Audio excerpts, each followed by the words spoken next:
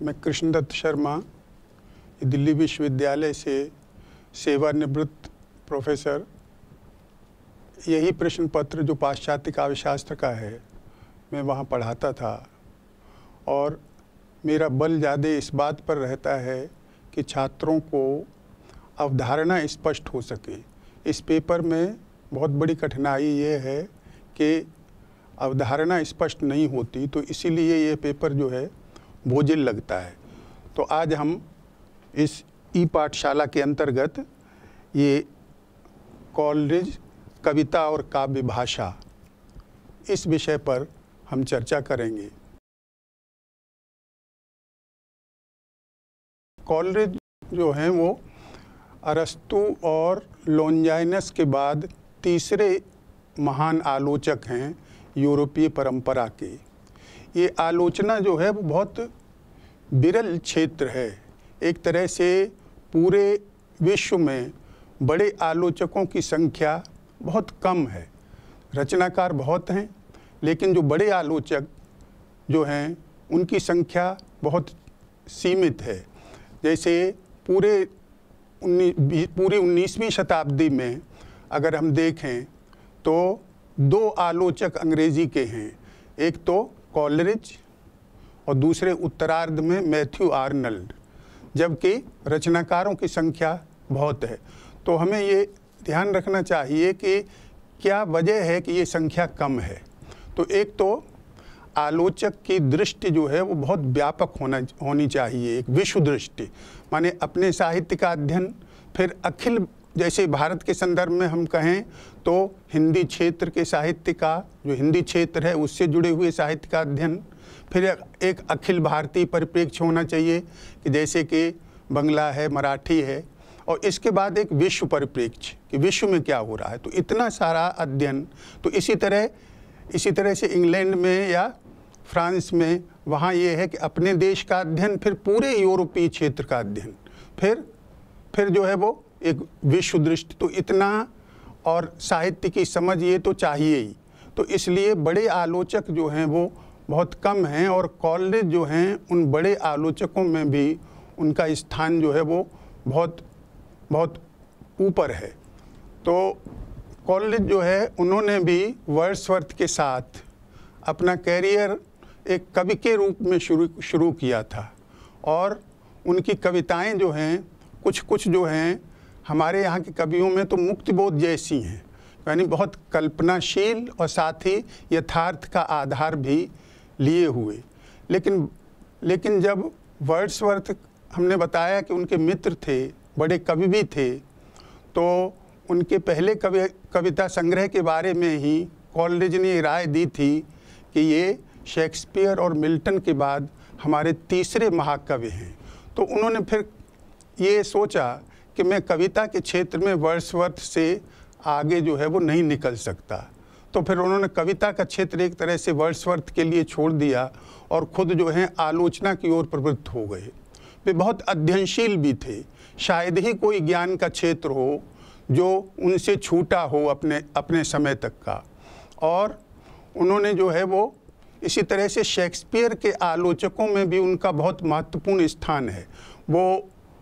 उन्होंने शेक्सपियर पर कुछ व्याख्यान दिए थे और क्योंकि वो कुछ लापरवाह भी थे तो उनका 75% व्याख्यान जो है वो खो गए, यानी वो कहीं जो है मिसप्लेस हो गए, नहीं मिले।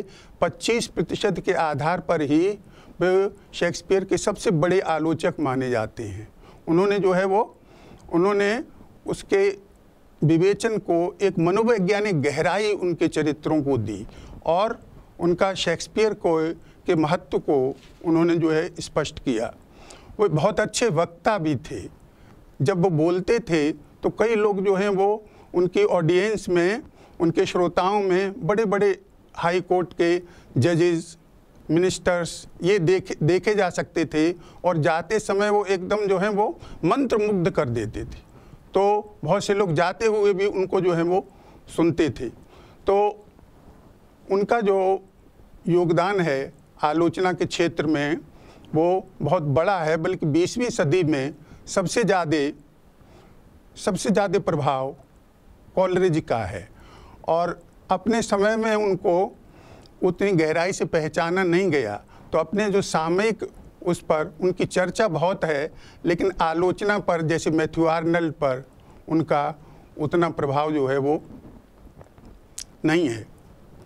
अब एक जो है हमें ये भी मालूम होना चाहिए हर आलोचक के संदर्भ में कि किसी आलोचक के मूल विचार आए कहाँ से हैं, उसका स्रोत क्या है, कहाँ उनके इन विचारों का, आलोचनात्मक विचारों का प्रतिपादन हुआ है।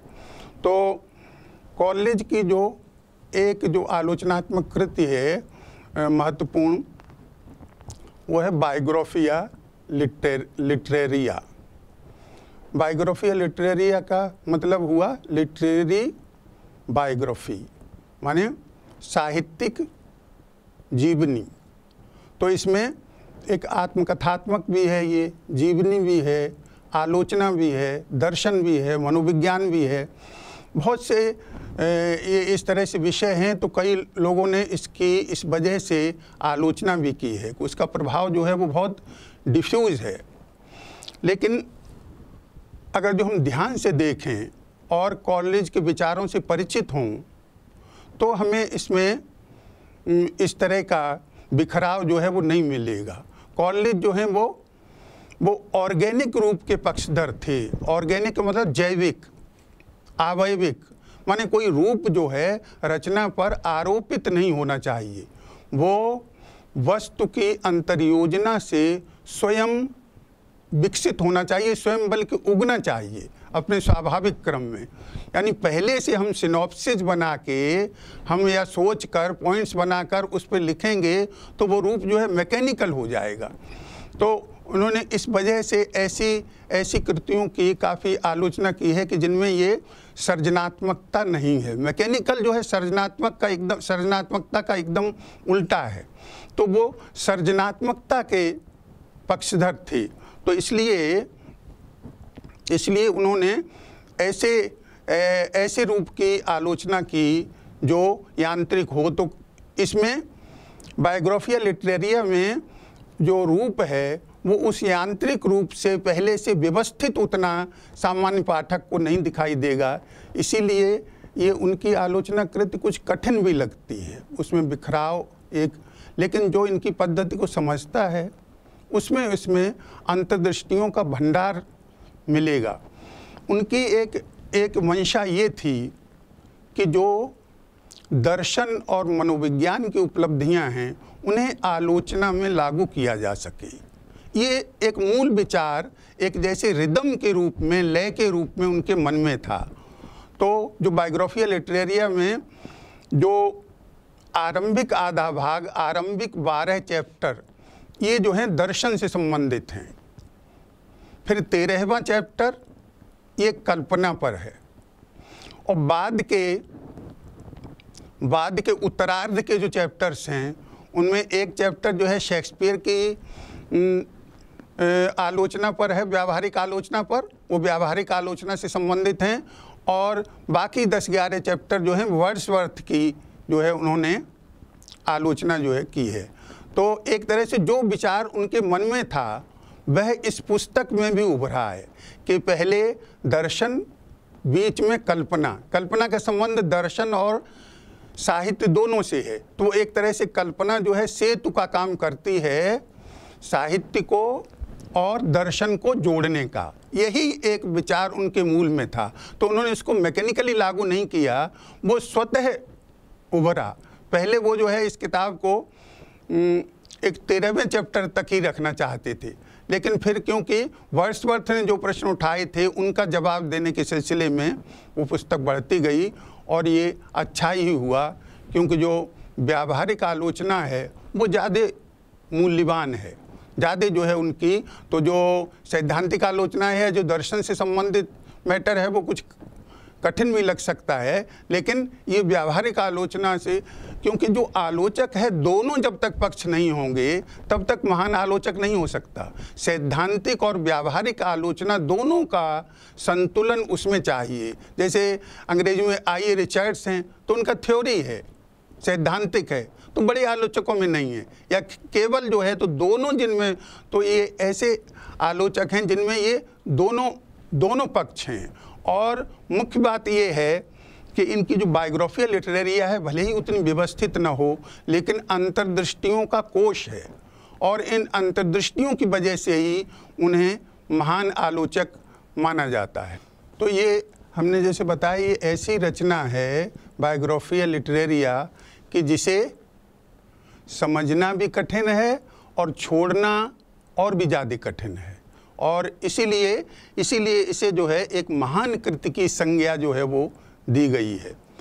अब हम ये तो जितने उनके आलोचनात्मक विचार हैं वो इस जो है बायोग्राफिया लिटरेरिया में आए हैं, और भी वैसे उनकी किताबें उस समय उनके जीवन काल में नहीं छपी, लेकिन उनकी मृत्यु के बाद उनकी किताबें वो जो है वो छपी, और बल्कि उन्होंने कुछ जैसे दूसरे किताब जैसे कम्प्लीमेंट्री कॉपी देते हैं पढ़ने के लिए, देखने के लिए, तो उन्होंने हाशिए पर कुछ टिप्पणियाँ अपनी लिखी थी, तो वो बल्कि अब तो वो हाशिए की जो है वो टिप्पणियाँ वो भी जो हैं पुस्तकाकार जो हैं जैसे ये है कि छप गई हैं। बाद में तो इतना महत्व उनका माना गया, तो इनकी जो एक मार्जिनेलिया नाम से 2 वॉल्यूम में सिर्फ वही हैं।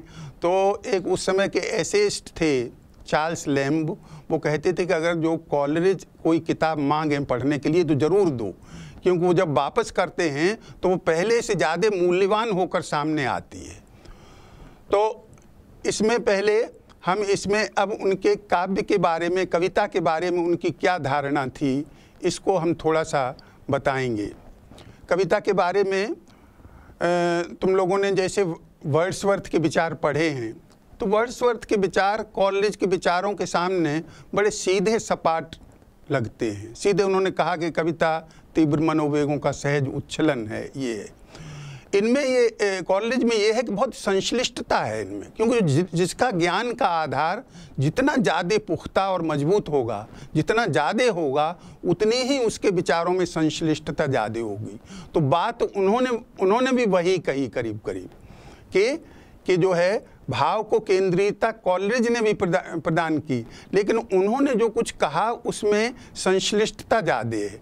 जैसे उन्होंने ये कहा कि एक भाव की जो है वो कविता में भाव की अंतर्धारा रहती है, हर जगह वो मौजूद भाव जो है वो सर्वत्र रहता है, हर जगह रहता है, लेकिन अलग चमत्कार बिंदु के रूप में कहीं नहीं रहता। फिर से हम बताएं कि भाव जो है वो किसी जगह पर केंद्रित नहीं होता, बल्कि उसकी अंतर्धारा पूरे उसमें व्याप्त रहती है कविता में। और अगर जो चमत्कार बिंदु, तो हमेशा जब कॉलेज बात करते हैं तो उनके सामने दो जो हैं वो पहलू रहते हैं कि एक तो नव्य शास्त्रवाद से जुड़ा हुआ, जिसको वो मानते हैं मैकेनिकल, जिसे वे सृजनात्मक नहीं मानते, और एक स्वच्छंदतावादी जो काव्य प्रवृत्ति है वह। तो जो जब वो ये कहते हैं कि जो नव्य शास्त्रवाद है उसमें चमत्कार पर ज़्यादा बल था, यानी सुनने वाले वाह वाह कर उठें, तब इसी में कविता का उद्देश्य जो है वो माना जाता था। तो इसमें जो है, इसमें उन्होंने कहा भाव के एक अंतर्धारा के रूप में रहना चाहिए, और जो है वो परस्पर वो है कनेक्टेड होना चाहिए, परस्पर जुड़ा हुआ होना चाहिए। तो इसमें जो है वो इस पर भी बल है, एक संरचना पर भी बल है।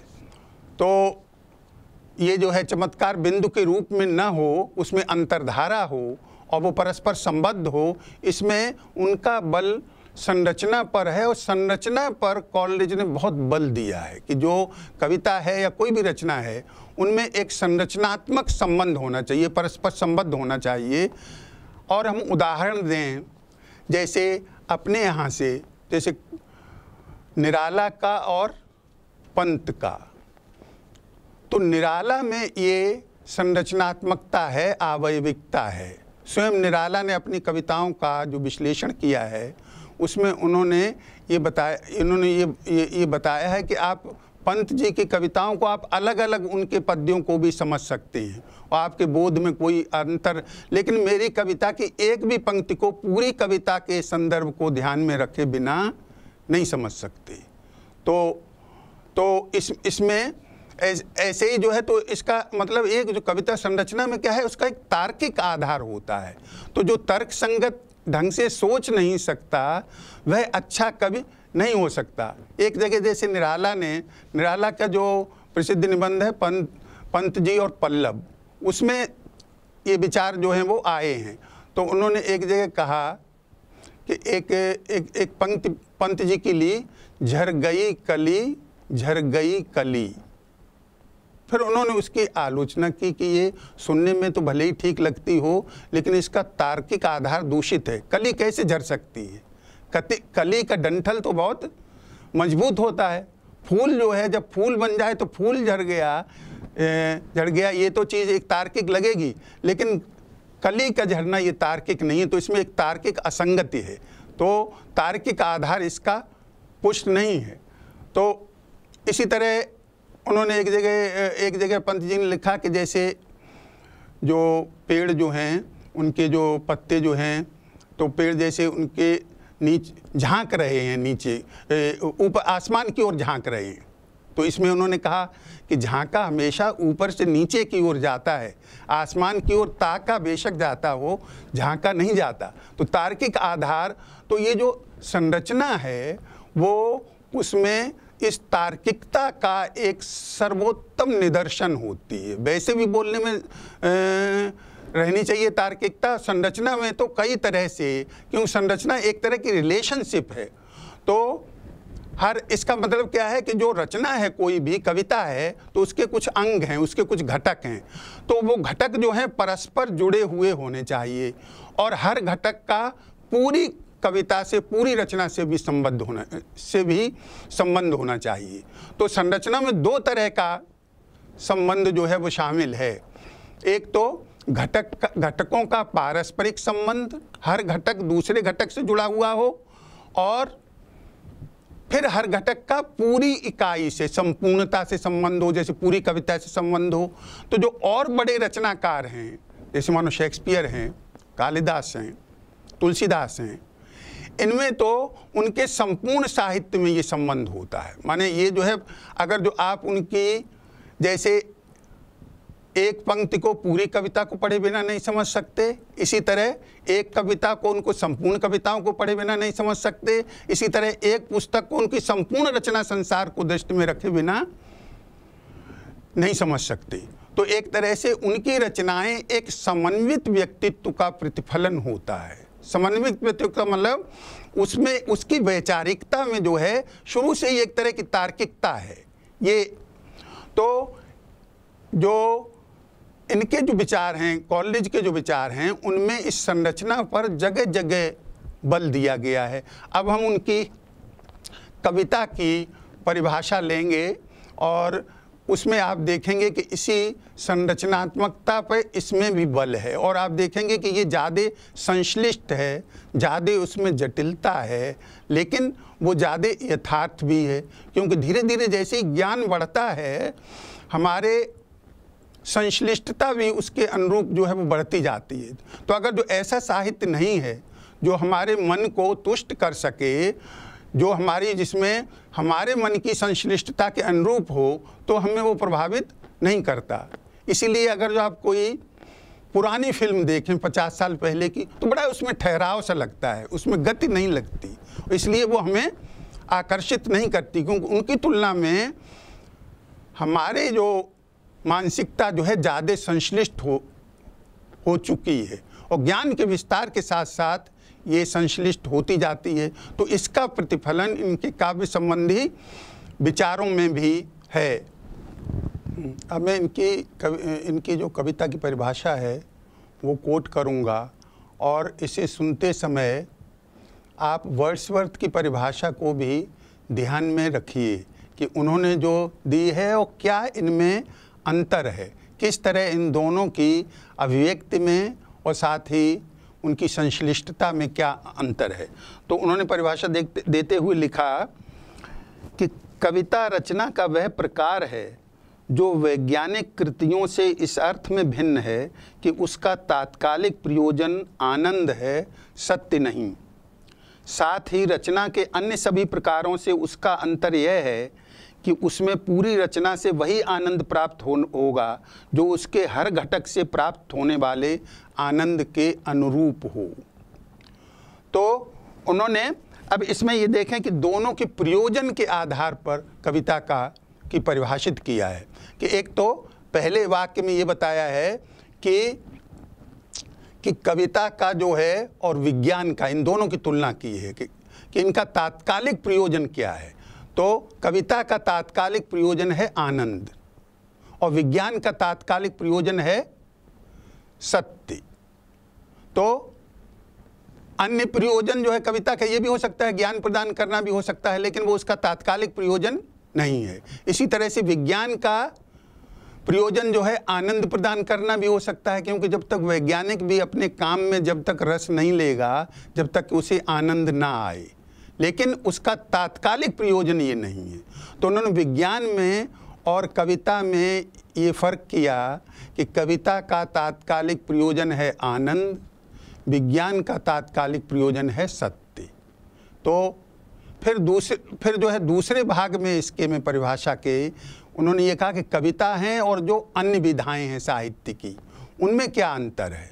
तो इसमें जो कविता में एक तरह की संरचनात्मक अन्विति होती है, तो उसके हर घटक से वही आनंद प्राप्त होना चाहिए जो उसके पूरी कविता के अर्थ को पुष्ट करे।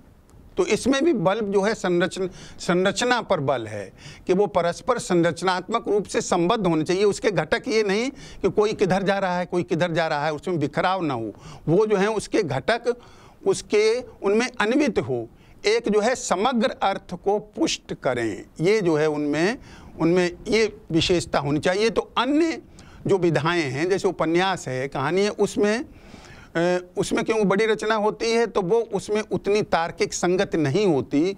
कविता में ये तार्किक संगति जो है वो ये सबसे ज़्यादा होती है। और जो है इसीलिए उन्होंने कहा है कि जो गद्य रचना है, जो अन्य साहित्यिक रचना है, उसको उन्होंने कहा कि words in the best order, कि उत्तम क्रम विधान है शब्दों का ये जो साहित्यिक रचना। फिर कविता को कहा best words in the best order, कि उत्तमोत्तम शब्दों का उत्तमोत्तम क्रम विधान है। ये उन्होंने दोनों में, तो यानी कविता में इकोनॉमी काफ़ी होती है, उसमें जो है वो बहुत कम शब्दों में अपनी बात को कहने का प्रयत्न किया जाता है। तो जब आपको बहुत कम में कहना हो तब कविता, तो हर विधा की अपनी अपनी विशेषताएं और सीमाएं हैं। इसके अलावा उन्होंने कुछ ऐसी बातें कहीं कविता के बारे में जो आधुनिक संवेदना को ज़्यादा अपील करती हैं। और मैं जब जैसे क्लास में पढ़ाता था तो कॉलेज की ये उक्ति उद्धृत करता था कि अगर जो पूरा समझ में नहीं आ रहा है तो कोई बात नहीं, जो पूरी समझ में आ जाए वो बात अच्छी नहीं हो सकती, वो बात जो है गहरी नहीं हो सकती। तो इसलिए अगर जो कुछ बताया हुआ या कोई कविता पूरी समझ में नहीं आई तो कोई बात नहीं, जितनी आ गई है उतनी ठीक है। तो इससे संबंधित उन्होंने तो ये जो है एक अपील करने वाली बात है और सच भी है ज़्यादा जो हो। इसीलिए हर युग में कविता नया नया अर्थ जो है वो देती है। कभी जो है वो पूरा अर्थ, तो हमारे यहाँ जय शुक्ल जी ने भी कहा कि जो कवि ये कहे कि जो कुछ मेरे मन में था वह सब मेरी कविता में आ गया है, तो उसमें काव्यानुभूति का अभाव समझना चाहिए। तो यानी शुक्ल जी में भी जो हमारे बहुत बड़े आलोचक हैं उनमें भी ये बात है कि कभी जो है पूरी बात वो नहीं आ सकती। तो या तो उस कवि में कुछ कमी है या पाठक में, श्रोता में उसमें कमी है, जो ये कहे कि मेरी पूरी बात मेरी समझ में आ गई है। अब मैं फिर जो है कॉलेज का जो उद्धरण है वो कोट करता हूँ कि उन्होंने काव्य सबसे ज़्यादा आनंद तभी प्रदान करता है जब उसे सामान्य तौर पर समझा जाए, पूरी तरह नहीं। ये कॉलेज का वाक्य है, यही बात उन्होंने कही है कि कविता सबसे ज़्यादा आनंद तभी होगी जब आपने एक समझ लिया, एक जनरल सेंस में और पूरी तरह जो है वो नहीं समझा।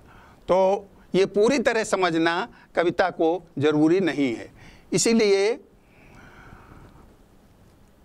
एक जगह उन्होंने और कहा, मैं छोटे छोटे 2-3 कोटेशन देता हूं जिससे कि उनकी मानसिकता को समझने में, उनके आलोचक रूप को समझने में और कविता के बारे में उनकी धारणा को समझने में मदद मिलेगी।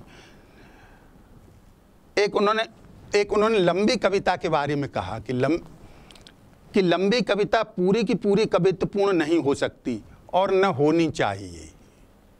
ये न होनी चाहिए, ये कॉलरिज ही कह सकते थे।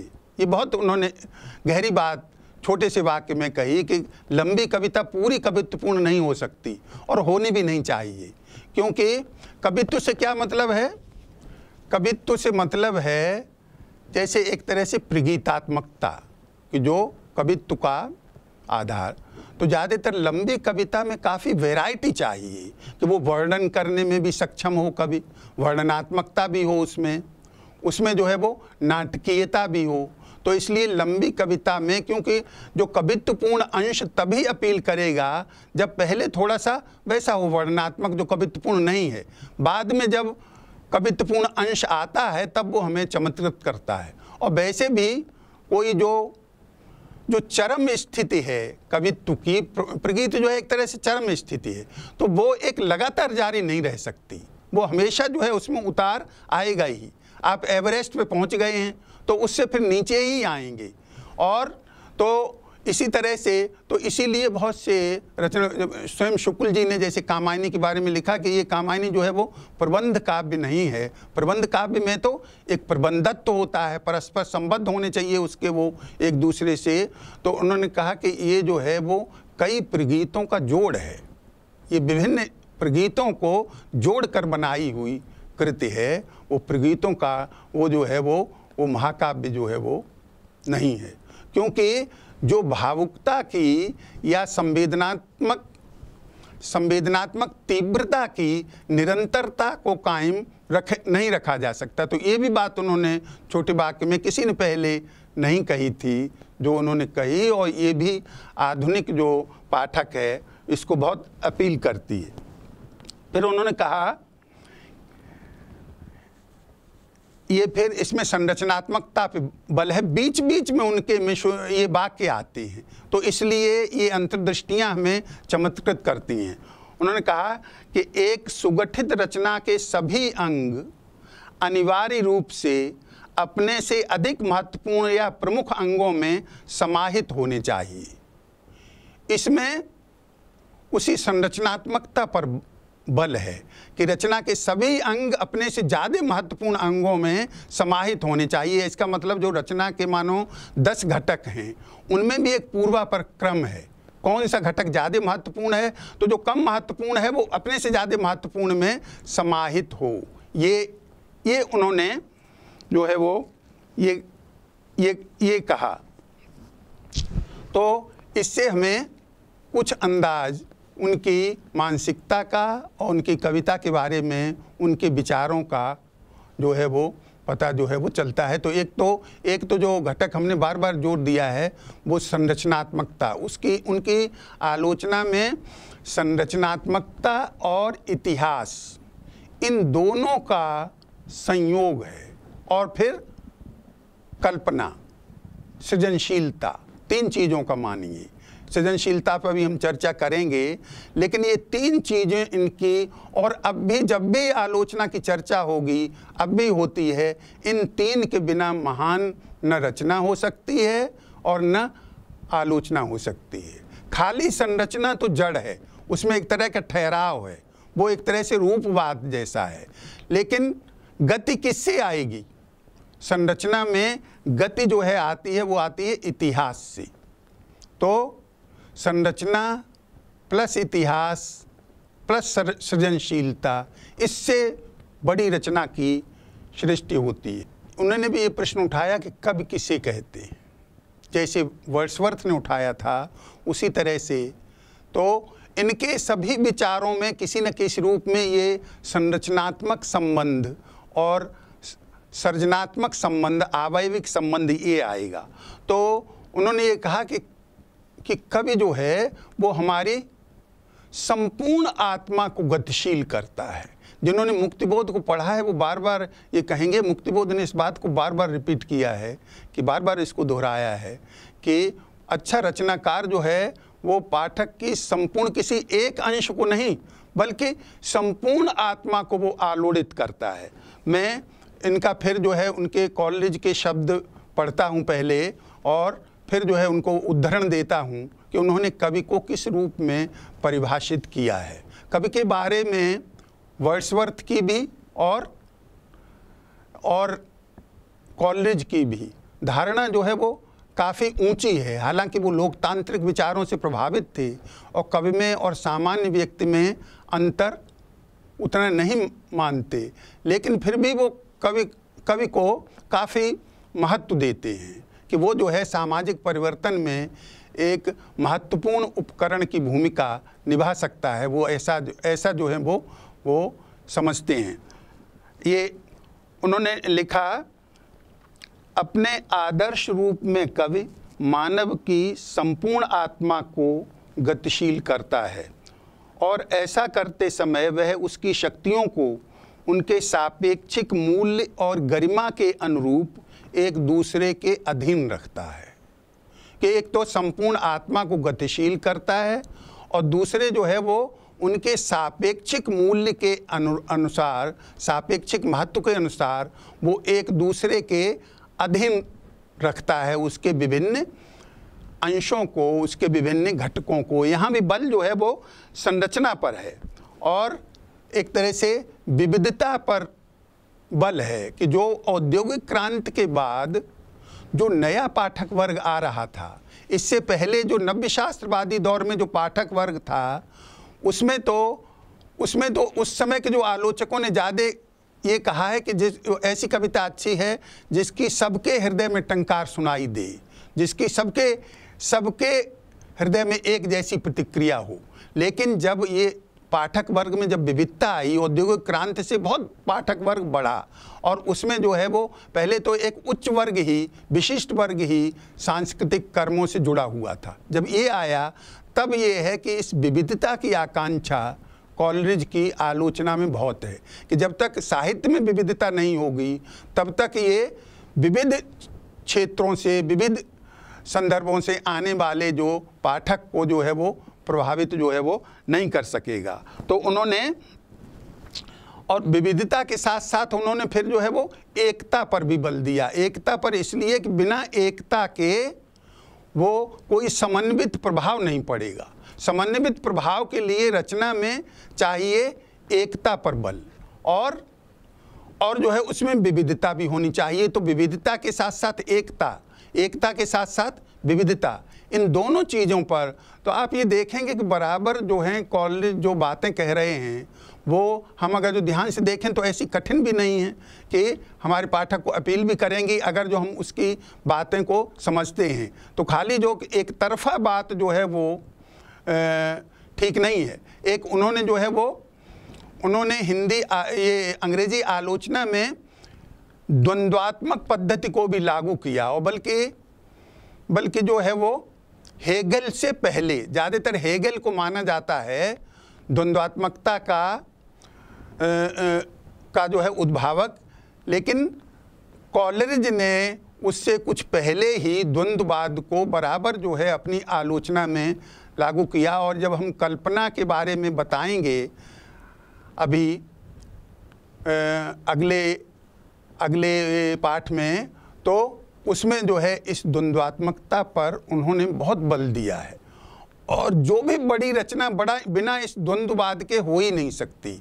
जैसे कि हम जो है दिन का विश्लेषण तब तक नहीं कर सकते जब तक कि रात हमारे ध्यान में न हो।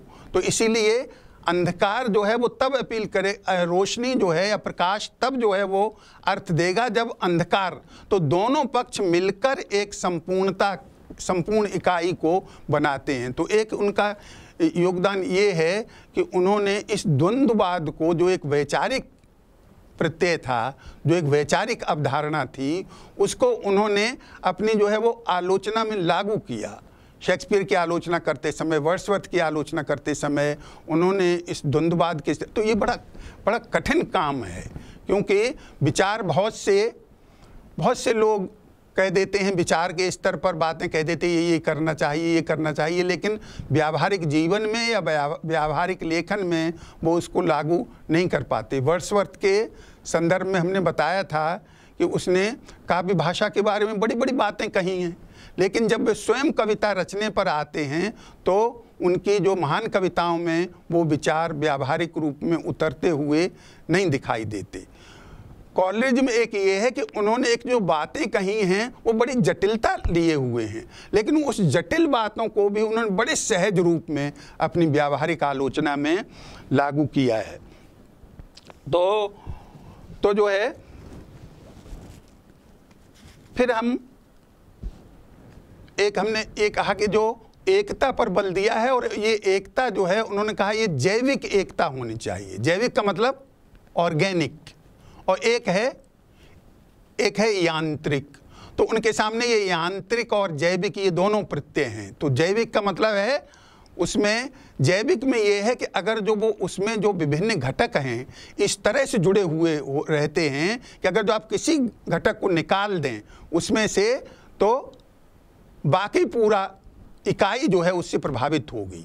जैसे मानो एक कार है, ये एक जैविक संरचना है, तो उसमें से आपने एक पहिया खराब हो गया, निकाल दिया, दूसरा डाल दिया। कोई पुर्जा जो है खराब हो गया, आपने बदलवा लिया। तो उसमें तो अलग अलग ये पार्ट्स हैं, वो जुड़कर वैसे वो भी परस्पर संबद्ध हैं, लेकिन उनका संबंध जो है परस्पर वो मैकेनिकल संबंध है, यांत्रिक संबंध है।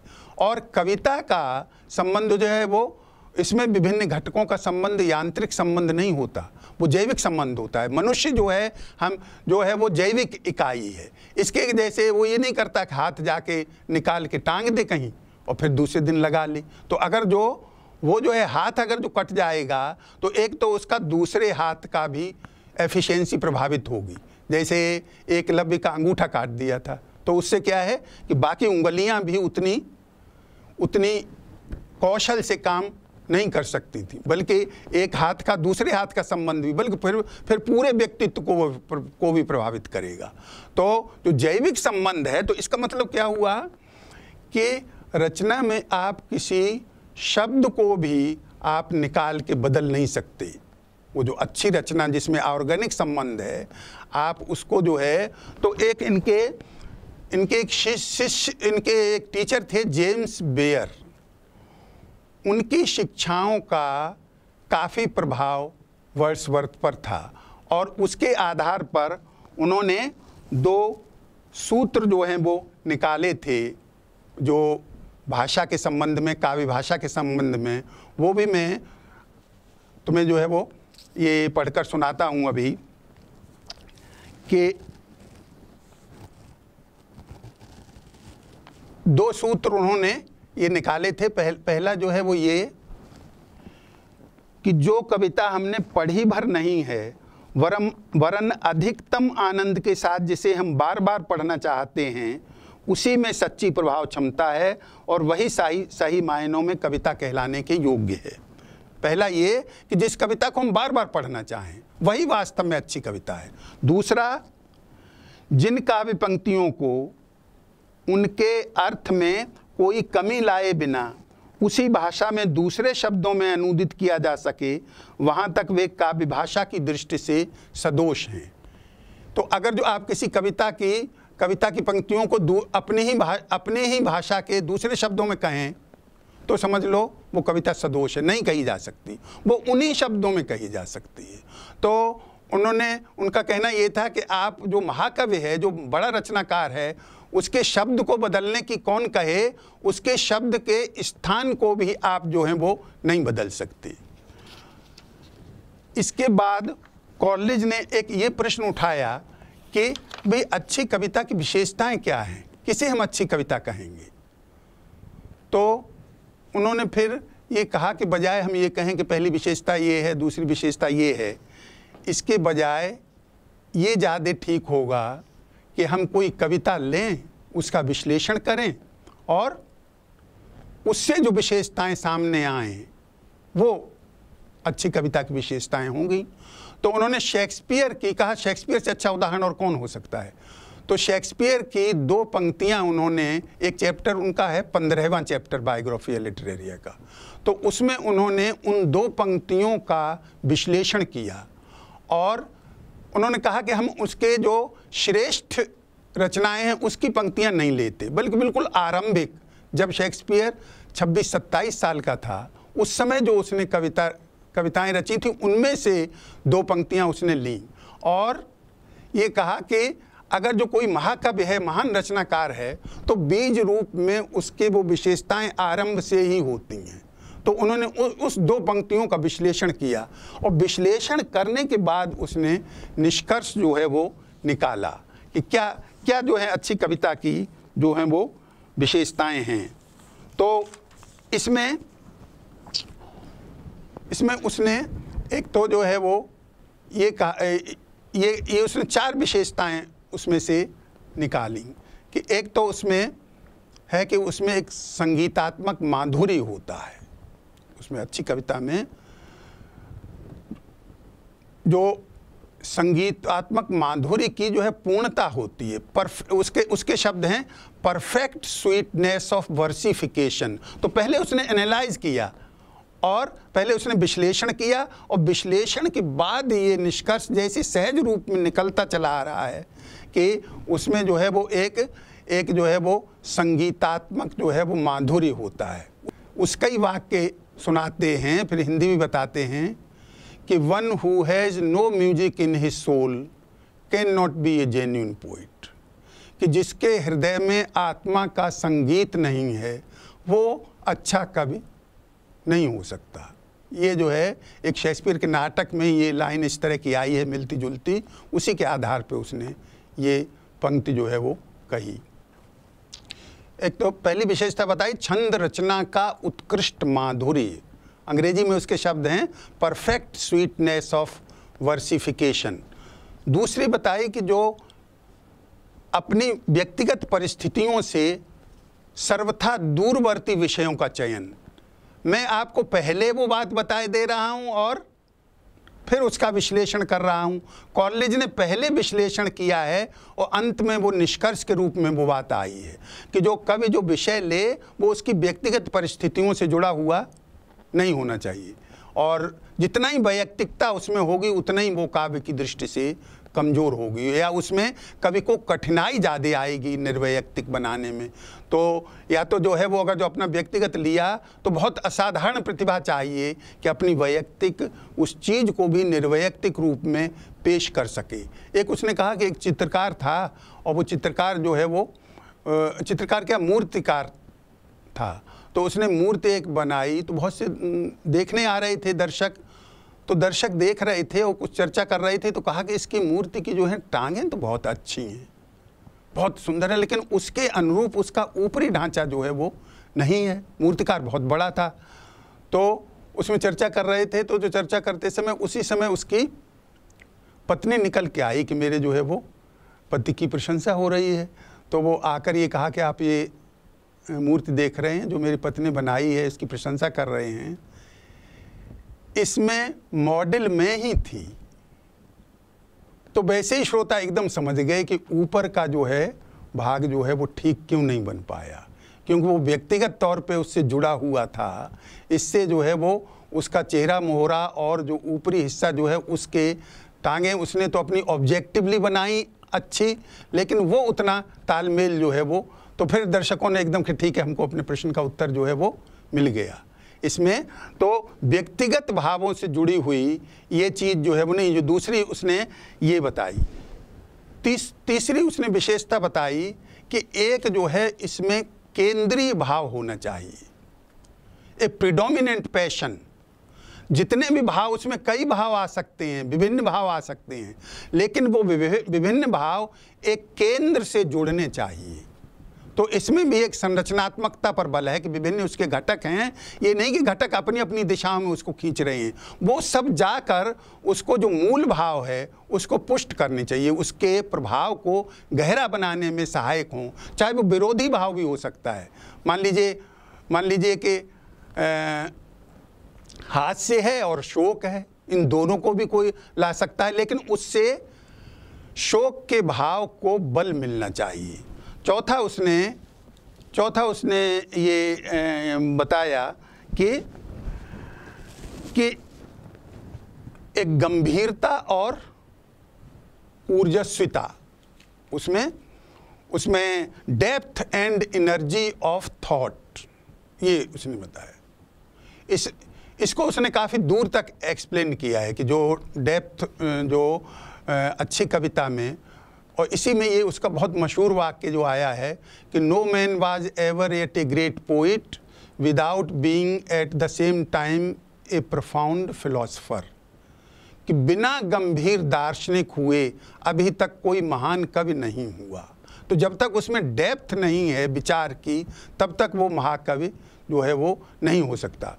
तो इसमें उसने एक उदाहरण भी दिया है कि ये दोनों जो हैं इनका सामंजस्य बहुत मुश्किल है, माने भाव का, गहन भाव का और विचारशीलता का, लेकिन महान कवि इसका निर्वाह कर पाते हैं। तो उसने व्यावहारिक जीवन से दो उदाहरण दिए कि जैसे कि दो योद्धा जैसे परस्पर लड़ते हैं, जैसे कि ये कल्पना करिए कि दो योद्धा परस्पर जो हैं वो मल्ल युद्ध में लगे हुए हैं, तो धीरे धीरे जो है वो जब उनमें सामंजस्य हो जाता है, तब पहले तो ऐसा लगता है कि दोनों एक दूसरे को मार के ही छोड़ेंगे एक दूसरे को, लेकिन बाद में जब उनमें कुछ सामंजस्य हो जाता है तो एक अपनी ढाल से दूसरे को बचाने लगता है। एक उसने ये दिया।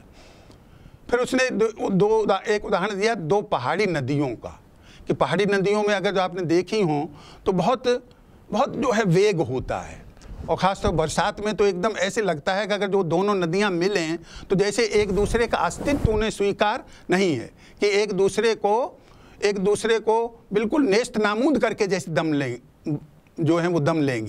तो लेकिन जब उनको फिर थोड़ा चौड़ा रास्ता मिल जाता है और तो वो मिलकर फैल जाती हैं और फिर एक ही धारा में बहने लगती हैं। तो इसी तरह की बात जो है वो श्रेष्ठ कविता में दिखाई देती है। शुरू में तो वो भाव और विचार नहीं मिलते, लेकिन जब वो मिलाने में सफल हो जाता है तो भाव विचार को पुष्ट करता है और विचार जो है वो भाव को। धन्यवाद।